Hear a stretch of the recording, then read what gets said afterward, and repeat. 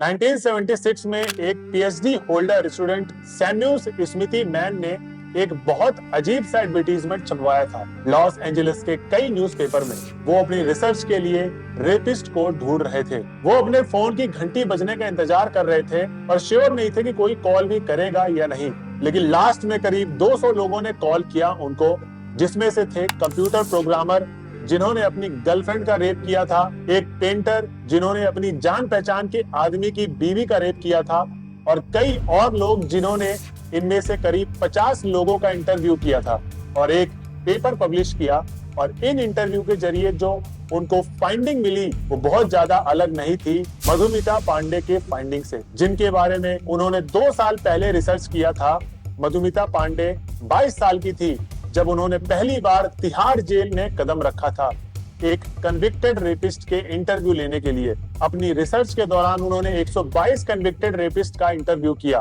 दोस्तों, तिहाड़ जेल में मधुमिता पांडे और सैम्यूल्स की ये रिसर्च बहुत ही रेयर है और हमें ये समझाती है कि एक रेपिस्ट कैसे सोचता है। रेपिस्ट की मोटिवेशन और थिंकिंग को समझना जरूरी इसलिए है क्योंकि इस मुद्दे पर तो बात हो ही नहीं रही। जैसे कि अभी कुछ महीनों पहले हैदराबाद का केस सामने आया था जिसमें बस 2 चीजों पर ही फोकस था कि एक्यूज को मार दिया जाना चाहिए और महिलाएं क्या कर सकती हैं रेप्स को प्रिवेंट करने के लिए। दोस्तों, जैसे हैदराबाद केस के बाद तेलंगाना पुलिस ने एक एडवाइजरी इशू की, always wait in crowded areas, don't hesitate to call the police. दोस्तों, इंडिया में ज्यादातर फोकस विक्टिम पर होता है, रेपिस्ट पर नहीं।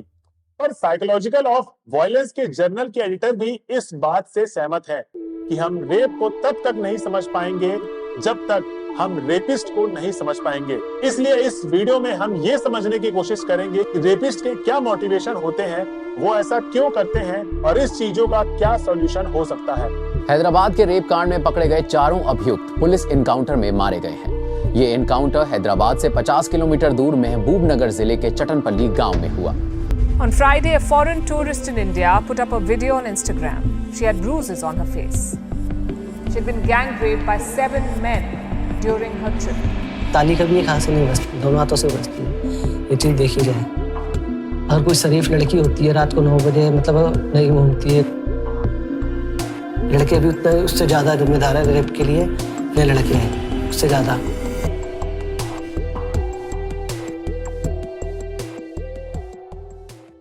दोस्तों, मधुमिता पांडे और सैम्यूल्स की रिसर्च में 2 चीजें कॉमन थी।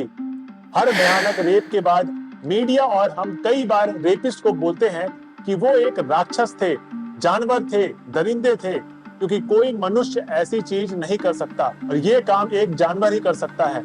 और कई रिसर्च कहते हैं कि जब उन्होंने रेपिस्ट से बात करी तो वो बड़े ही आम आदमी जैसे साउंड कर रहे थे। सैम्यूल्स ने कहा कि वो चौकन्ने हो गए थे ये जानकर कि कई कन्विक्टेड रेपिस्ट उनसे बड़े ही नॉर्मल तरीके से बात कर रहे थे। पांडे ने कहा कि अपनी बातचीत के दौरान कई बार उनको तो रेपिस्ट पर दया आने लगी, वो भूल गई थी कि उन्होंने क्या किया है। वहीं दोस्तों, एक कैनेडियन रिसर्चर जिन्होंने ऐसे अपराधी से बात करी जिसने कई लड़कियों का रेप किया था और मर्डर किया था, उन्होंने भी यही बात कही। अब दोस्तों, इसका मतलब ये नहीं है कि उनके क्राइम को जस्टिफाई किया जा रहा है, पर इसका मतलब ये है कि हमें रेपिस्ट को समझना जरूरी है, तभी हम इस रेप की प्रॉब्लम को सॉल्व कर पाएंगे। दोस्तों, अब इसमें कई रिसर्चर कहते हैं कि ज्यादातर रेपिस्ट कुछ पछतावा करते हैं और वो ये भी नहीं मानते हैं कि उन्होंने कोई रेप किया है। दोस्तों, मैरी एक प्रोफेसर है जिन्होंने पब्लिक हेल्थ में ये कहा था कि जब वो रेपिस्ट से पूछती है कि क्या उन्होंने रेप किया था तो उस क्वेश्चन को वो मना करते हैं। मधुमिता पांडे कहती हैं कि रेपिस्ट रियलाइज ही नहीं करते कि जो उन्होंने किया है वो रेप है, उनकी कोई रेप की अंडरस्टैंड ही नहीं है। और इस बात को नकारने के अलावा कई रेपिस्ट इन इंसिडेंट का दोष विक्टिम पर डालते हैं। मधुमिता पांडे ने कहा कि कई रेपिस्ट अपने को समझा लेते हैं कि जो एक्चुअल में हुआ था वो रियलिटी से बहुत डिफरेंट है, और ये हमें बीबीसी की डॉक्यूमेंट्री इंडियंस डॉटर में भी देखने को मिला था। ताली कभी एक हाथ से नहीं बजती, दोनों हाथों से बजती है। अगर कोई शरीफ लड़की होती है रात को 9 बजे मतलब नहीं घूमती। और इस चीज को हम कॉग्निटिव डिसोनेंस के नाम से भी जानते हैं। और दोस्तों, इसका एक और उदाहरण है, एक 49 ईयर ओल्ड रेपिस्ट जिसने 5 साल की लड़की का रेप किया था। उसने मधुमिता पांडे को एक इंटरव्यू में बोला था कि वो 5 साल की लड़की उसको भड़का रही थी। उसका और उसकी माँ का बहुत ही ज्यादा खराब चरित्र भी था और उस लड़की को वो सबक सिखाना बहुत जरूरी था। अब दोस्तों, इस कॉग्निटिव डिसोनेंस के पीछे कई कारण हो सकते हैं। रेपिस्ट ये मान सकते हैं कि एक आदमी की जरूरतें ज्यादा मायने रखती हैं। जो विक्टिम थी वो ऐसी चीजें मांग रही थी और जो आदमियों की सेक्स की जरूरतें होती हैं उनको कंट्रोल नहीं किया जा सकता। ये जानने के लिए क्या दूसरे मुजरिम भी अपने विक्टिम्स को ब्लेम करते हैं या नहीं, तो मधुमिता पांडे ने 65 मर्डर कन्विक्ट लोगों का इंटरव्यू किया तिहाड़ जेल में ही, और उनका रिस्पांस डिफरेंट था। वो विक्टिम को नहीं बल्कि अपने आप को ब्लेम करते थे, जबकि रेप कॉन्विक्ट विक्टिम को ब्लेम करते थे। पांडे कहती है कि इस डिफरेंस के पीछे एक कारण हो सकता है कि एक मर्डर केस के बाद कोई बॉडी नहीं होती, विक्टिम मौजूद नहीं होता, इसलिए शायद जो दोषी होते हैं वो ज्यादा अकाउंटेबल फील करते हैं। इसका मतलब ये नहीं है कि कोई भी रेपिस्ट सॉरी नहीं फील करता, पर उनके हिसाब से ज्यादातर अपने विक्टिम्स को ही ब्लेम करते हैं, और जब वो अफसोस महसूस भी करते हैं तो वो गलत चीजों के लिए महसूस करते हैं। जैसे कि हमने पहले जिसके बारे में बात की थी 49 ईयर ओल्ड रेपिस्ट की, जब हम बात कर रहे थे उसने भी यही कहा था कि मैंने उस 5 साल की लड़की की जिंदगी बर्बाद कर दी, अब वो वर्जिन नहीं है, कोई उससे शादी नहीं करेगा, इसलिए जब मैं बाहर जाऊंगा जेल से तो उससे शादी करने के लिए उसको तैयार करूंगा। जो हमें बताता है कि उस रेपिस्ट की कोई अंडरस्टैंडिंग ही नहीं है। रेप और कंसर्न के बारे में वो उस लड़की के ऑनर पर फोकस कर रहा है, ना कि उस टॉर्चर पर जिससे वो लड़की गुजर रही होगी।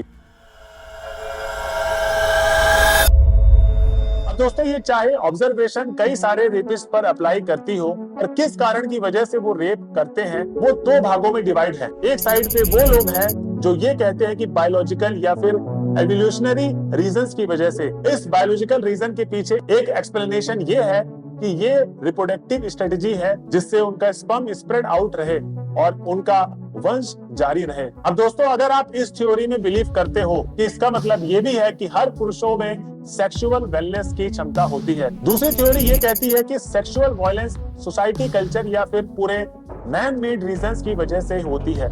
अगर आप ये मानते हैं कि रेपिस्ट राक्षस या फिर जानवर होते हैं तो आप बायोलॉजिकल थ्योरी में बिलीव करते हैं। लेकिन अगर आप ये मानते हैं कि रेपिस्ट अपनी सराउंडिंग की वजह से बनता है तो अब आप सोसाइटी या कल्चर थ्योरी में बिलीव करते हैं। अब जो बायोलॉजिकल थ्योरी है ये एक्सप्लेन नहीं कर सकती कि कुछ कंट्रियों में क्यों ज्यादा रेप्स होते हैं और कुछ कंट्रियों में कम रेप क्यों होते हैं। अगर रेप सेक्सुअल वायलेंस एक नेचुरल चीज है तो सारी की सारी कंट्रीज में सेम रेप रेट होनी चाहिए, पर ऐसा नहीं है। इसलिए अगर ये बायोलॉजिकल थ्योरी कुछ हद तक सच भी हो, सेक्सुअल वायलेंस को कल्चर थ्योरी के बिना एक्सप्लेन नहीं किया जा सकता। हम ये कह सकते हैं कि ये दोनों ही थ्योरीज अपना रोल अदा करती हैं, क्योंकि ये रिसर्चर के हिसाब से डिफरेंट टाइप के रेपिस्ट होते हैं। जैसे उदाहरण के तौर पे कुछ अपॉर्चुनिटिक रेपिस्ट होते हैं जो रेप करते हैं सिचुएशन फैक्टर के हिसाब से। ऐसे जब कोई महिला कंसेक्सुअल सेक्स करने से मना करती है या फिर जब वो ये रियलाइज करते हैं कि कोई महिला या फिर उनका परिवार रेप के बाद कुछ नहीं करेगा, इसलिए इस केस में फिर सोसाइटी फैक्टर ज्यादा मायने रखता है। फिर आता है स्पेशलाइज्ड रेपिस्ट जिनको सेक्सुअल वायलेंस से सेटिस्फेक्शन मिलता है, यानी कि इधर शायद बायोलॉजिकल फैक्टर ज्यादा महत्वपूर्ण है। और दोस्तों, बायोलॉजिकल फैक्टर्स को हम कैसे सॉल्व कर सकते हैं उस पर इतनी रिसर्च नहीं की गई है, और सोसाइटी फैक्टर को हम कैसे काउंटर कर सकते हैं उसके लिए उपाय है।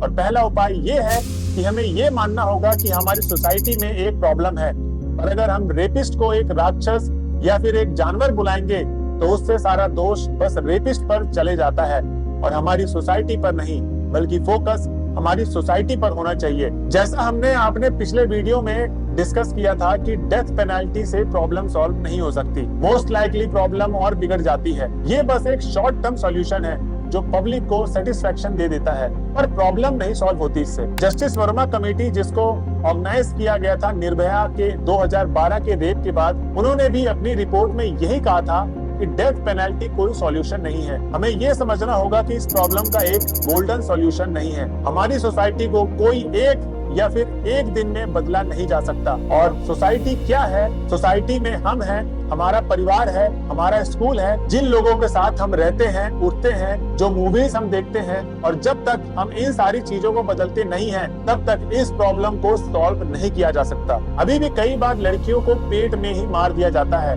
और जब वो बड़ी हो जाती हैं तो लड़कियों और लड़कों के बीच में एक कंपैरिजन किया जाता है। दोस्तों, रिसर्चर के हिसाब से लड़कियों की अपनी क्षमता से हाइट कम इसलिए है क्योंकि प्रेफरेंस दी जाती है लड़कों को और सारे रिसोर्सेज परिवार के लड़कों की तरफ ही जाते हैं। लड़कियां इतनी शामिल नहीं होती और वहीं दोस्तों हमारे वर्क फोर्स में भी लड़कियों का इतना एट्रीब्यूट नहीं है। इसलिए हमें अपने एजुकेशन सिस्टम रिफॉर्म करने होंगे, लीगल सिस्टम रिफॉर्म करने होंगे और पॉलिटिकल सिस्टम भी रिफॉर्म करने होंगे। हमें नेशन वाइज कैंपेन भी करने होंगे, जैसे मिनिस्ट्री ऑफ वुमेन और चाइल्ड डेवलपमेंट ने 2013 में किया था, एक शॉर्ट फिल्म रिलीज करके जिसका नाम था कोमल, जो चाइल्ड सेक्सुअल एब्यूज के बारे में बात करती है। 4 रेप एक्यूज को एक एनकाउंटर में मारना बहुत आसान है, मुश्किल है 112 रेपिस्ट कन्विक्ट का इंटरव्यू करना, जैसे मधुमिता पांडे ने किया है, ये जानने के लिए कि रेप की जड़ क्या है और उसको सॉल्व कैसे किया जा सकता है। तो दोस्तों, ये थी आज की वीडियो। अगर आपको वीडियो पसंद आई हो तो अपने फ्रेंड सर्कल में इसको वीडियो को जरूर शेयर करिएगा